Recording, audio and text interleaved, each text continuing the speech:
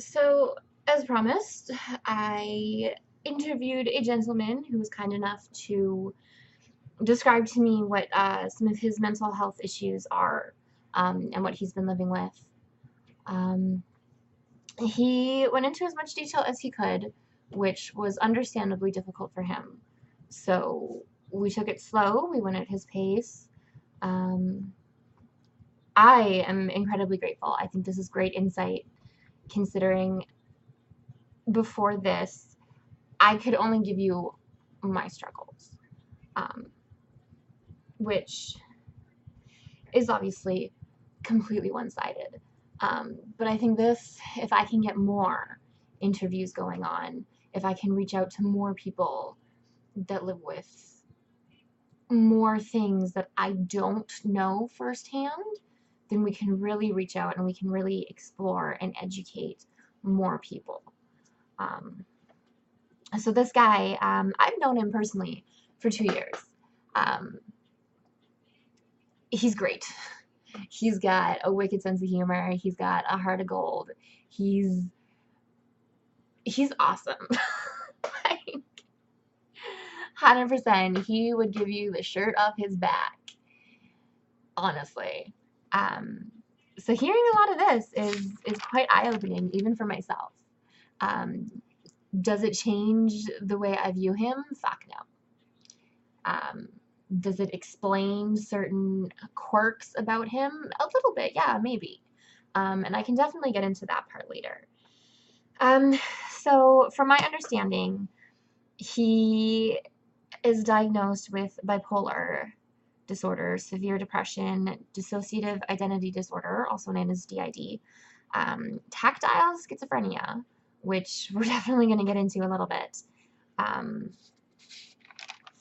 I think that's all, although I might be missing something. This interview was done over Facebook Messenger, so he gave me a bit of a monologue. I sent him some questions, he answered the questions, and then I sort of took notes on everything afterwards to try to piece it all together as best I could. Obviously, I'm not a writer or a therapist or anything like that. I wanted to reach out. I want to educate more people. I want to get the conversation going. Like I said, this should be dinner conversation. Like, we can eat laundry detergent, but we can't talk about mental health. Really? Give me a break. All right, so my friend Chris, he has another self to him. And this other self protects him from his childhood traumas. So this other self has all these memories, from my understanding, kind of locked away so that Chris can live his life. This other self continues to try and protect Chris by pushing away people Chris cares about, by pushing away people who care about Chris.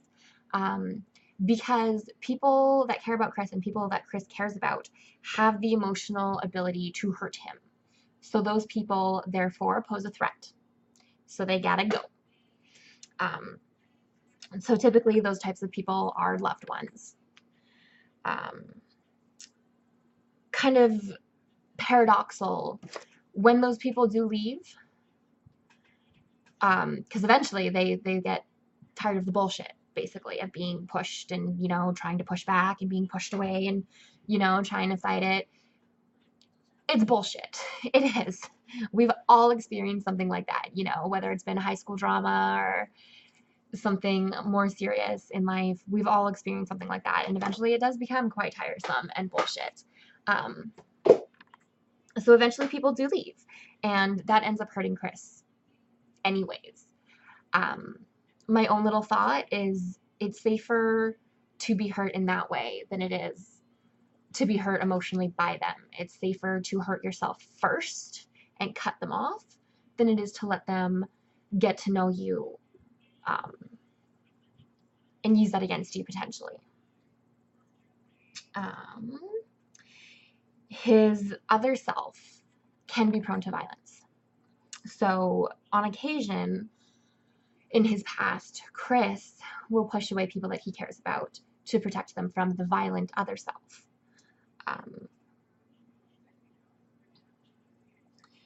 But on the flip side, having people around Chris that care about him can also be a safety net.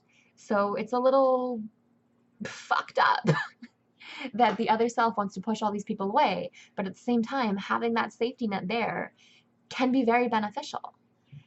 So, I mean, you're kind of damned if you do and you're damned if you don't, right? Like,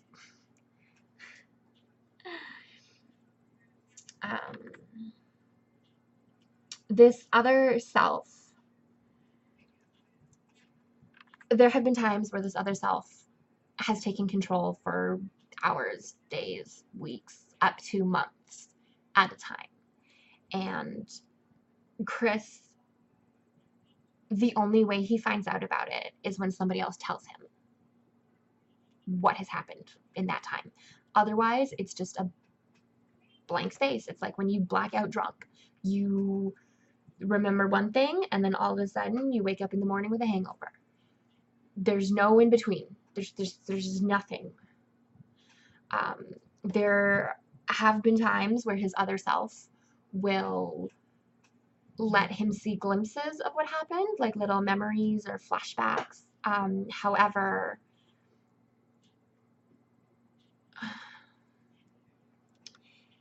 his flashbacks never coincide with what somebody else has told him. And sometimes he can sort of see into the other self's mind, and then he gets two memories. So he gets the other self's memory, and then he gets the flashback that the other self let him see. And those truths don't match up. So, like, which one you gonna believe, right? Like, you can't trust yourself. You can't really trust your friends. You don't really know what's going on. He has learned how to prevent these blackouts through breathing techniques, meditation, staying calm. Before he gets angry, just walk away from the situation, chill out, breathe, right? But what's tricky is it's not always his anger that will trigger one of these blackouts or one of these episodes or one of these personality mind switches. It can be his other self's anger that switches it. So for Chris, it's really important that he stays on the ball. He stays on top of this, which, I mean, I never knew that. I applaud this guy. That is a 24/7 job. Like, not only do you need to be aware of yourself, you now have to be aware of your other self. And from what he's told me, that other self is a sneaky motherfucker. Holy shit.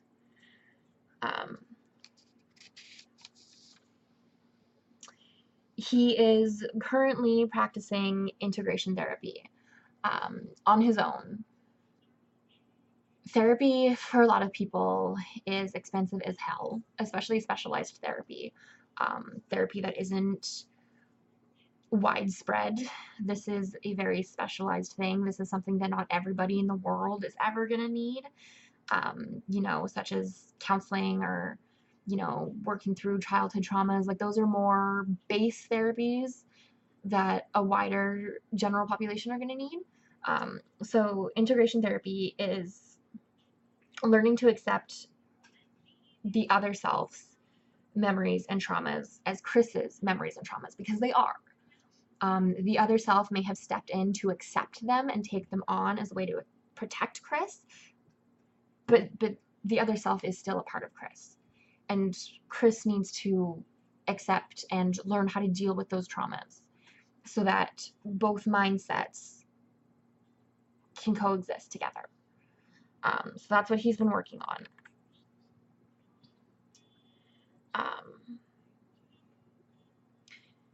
So as the two minds meld together,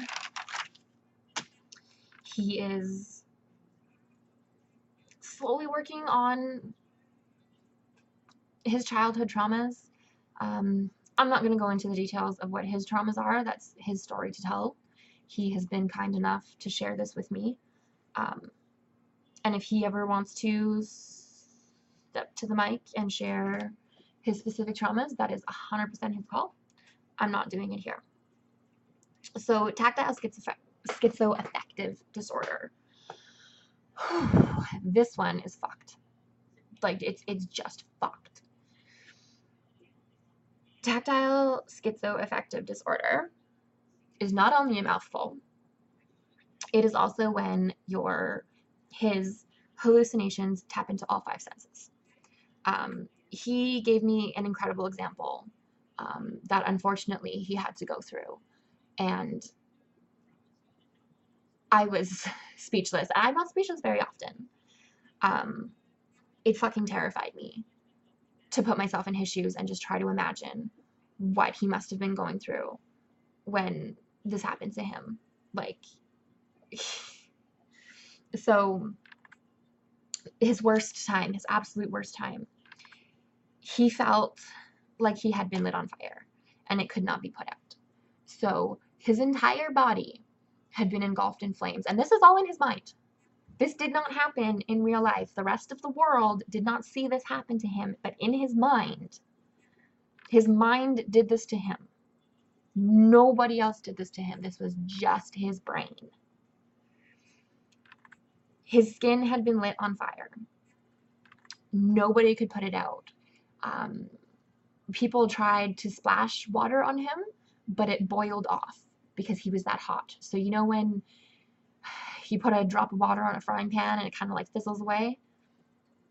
That is what he saw going on his body. He was hospitalized and given meds to try and sedate him, which didn't exactly take care of the problem. It dulled the problem. It did not take care of the problem. So he ended up lying about how well the meds were working. He said they were working just dandy, basically.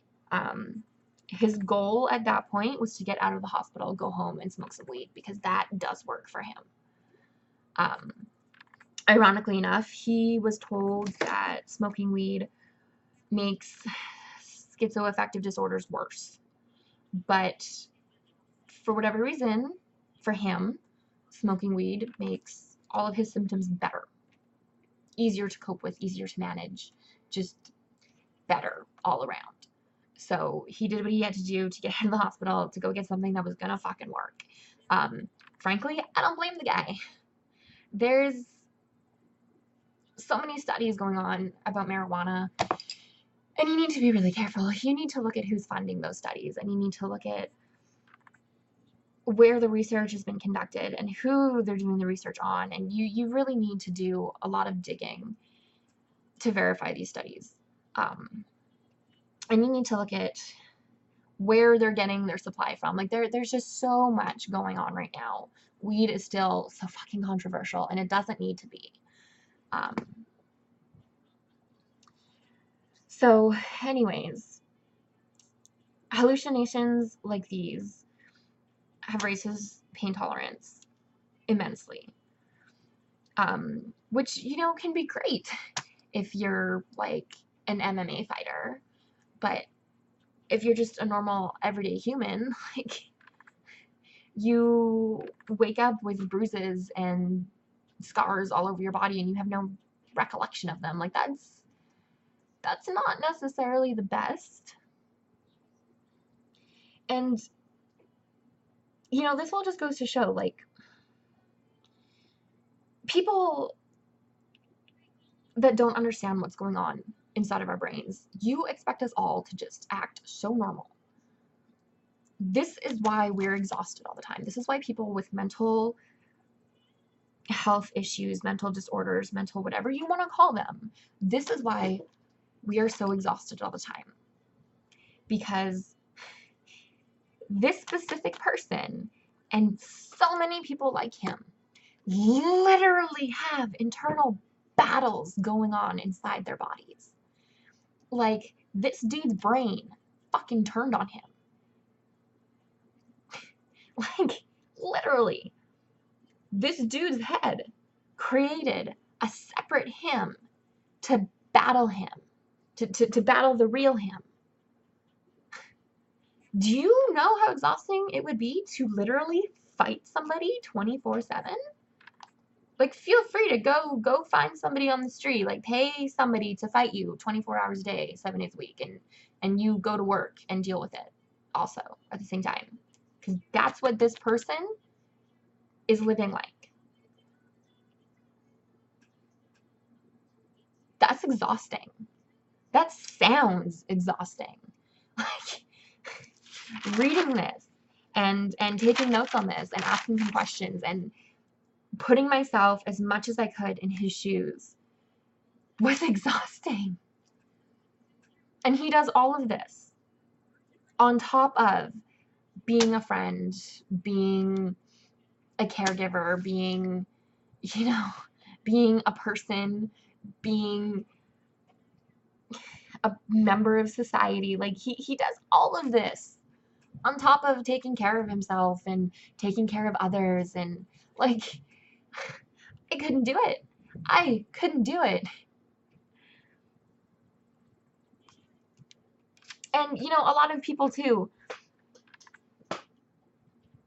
put so much shame on when people need to check themselves into mental institutions. What the fuck would you have done in this situation? If you were hallucinating to the point that you thought your body was on fire and nothing was working to put it out, what would you have done? Personally, I would have fucking shot myself. Like, I could never have dealt with this. And he has been dealing with this for his entire life, more or less. He was diagnosed with tactile schizoaffective disorder at 17. 17 years old. And his brain literally started making shit up, fucking with him. He had been hallucinating since 13. Can you imagine seeing shit that wasn't there and trying to explain that to your parents, your school teachers, your friends? People thought he had ADD, so they gave him Adderall. Now, for those of you that don't know, Adderall and such things for people that do have ADD calms them right down, gives them focus. It's beautiful. My boyfriend has ADHD and he takes some methyl carbo, whatever. And, he focuses. He's got a better memory. It's kind of nice. Actually, I don't have to make him to do stuff all the time. It's great. But for people that don't have ADD or ADHD, you give them something like that. It's basically like crack cocaine. He did not sleep for a week straight. So little 13-year-old Chris didn't sleep for a week straight. Because it was basically like speed for him. Because he was misdiagnosed. Oops. He was diagnosed with DID at 18.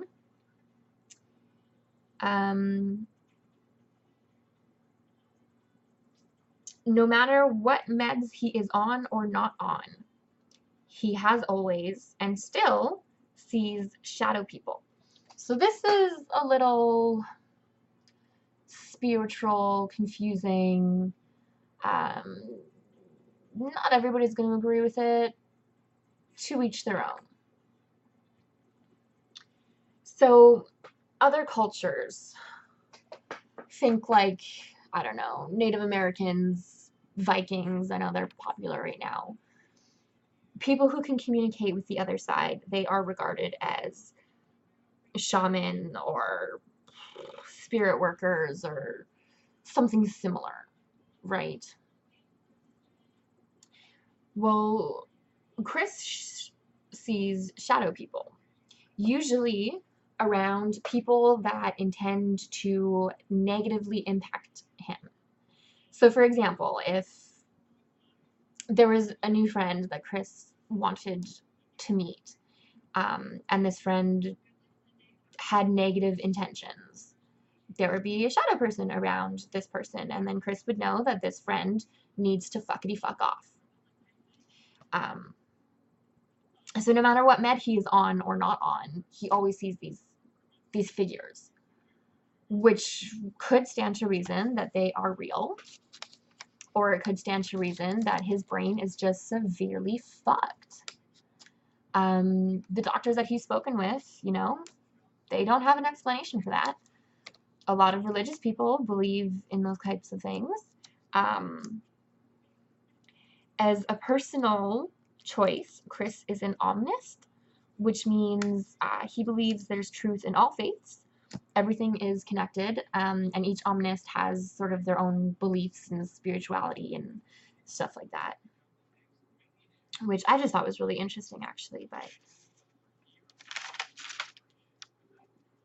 can you actually imagine your brain turning on you? But see, it never starts like that. The brain is so fucking amazing. It wants nothing more than to protect you. And somewhere along the line, it can either turn really, really greatly positive, or it turns really fucking negative. You know, this alter ego, this other person, it started out as protecting him from remembering his childhood abuse, his childhood trauma.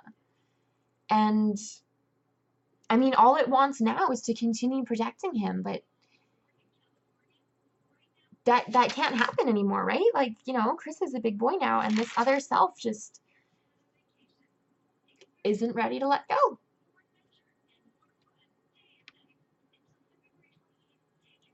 This is why people with mental illness stay or choose or get put on government assistance, because, I mean, A, this is fucking exhausting. And B, I mean, to be honest, whoever said the customer is right was a fucking idiot. And you know what? Was probably a customer. I mean, personally, I would love to flip my lid on a customer. And you know what? DID or not, I would definitely blame flipping my lid on a customer on DID. I totally would. I mean, like, that's gotta be a perk about having a mental illness, right? Is you get to sort of blame some shit on it. Like, that's a perk of dealing with it your whole life, I feel like, you know? Like, can it be at least, like, just once? Everybody gets one, right? But honestly, like, and so many people, like, I asked him, how does society treat you? And he said, like, everybody's cool with him until they find out about some of this shit. And then they just kind of, like, drop off.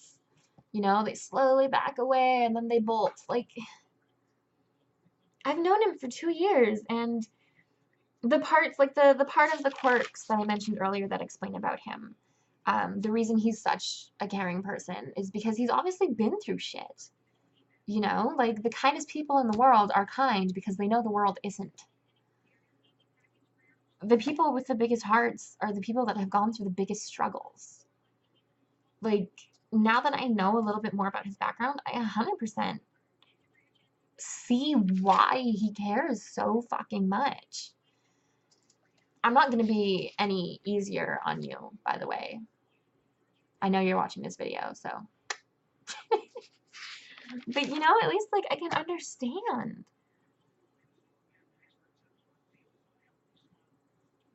This just goes to show, like, you don't see the struggles that we deal with in our heads. You don't see the internal battles that we are fighting every single fucking day.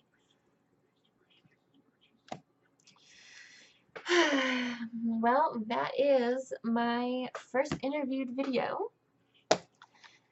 As always, I am open to suggestions in the comments. Subscribe, follow, Twitter, I don't fucking know.